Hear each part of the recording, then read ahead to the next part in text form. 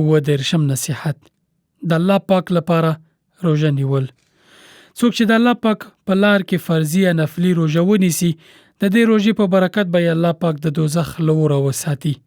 یو صحیح حدیث کې چې ترمذی، نسائی، ابن ماجه او احمد روایت کړی راغلی چې رسول الله صلی الله علیه وسلم فرمایلی: من صام یوما فی سبیل الله زحزح الله وجهه عن النار بذلك اليوم 70 خریفه.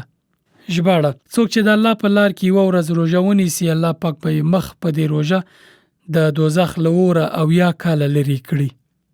ځینې علما وایي په دې حدیث کې د فی سبیل الله یا الله پاک لارې څخه مراد د جهاد پر مهال روژه ده، خو ځینې نور بیا وایي چې فی سبیل الله څخه مراد اخلاص ده، چې روژه خاص د الله پاک د راضي کولو په نیت ونیول شي. نو دغه روژې په برکت به الله پاک مسلمان د دوزخ له اوره بچ کړي.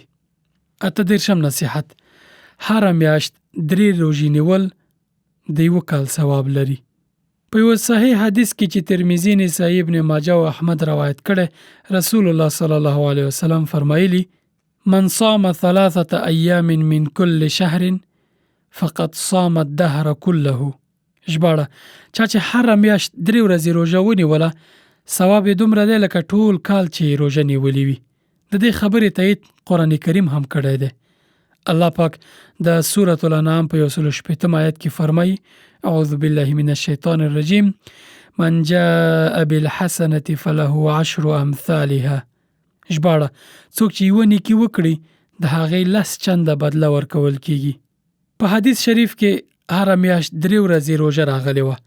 کال یا 12 میاشتو کې ټولې 14 روژې کیږي. نو 14 چې په 10 کې ضرب کړي 360 ورځې کیږي. د قرآن کریم د دغه قاعدې په اساس د هر روژې ثواب د 10 روژو دی، چې هر میاشت کې 3 روژې د 13 روژو ثواب لري. نو له دې سره په هر میاشت کې 3 روژې دومره ثواب لري لکه ټول کال چې دی روژه نیولې وي.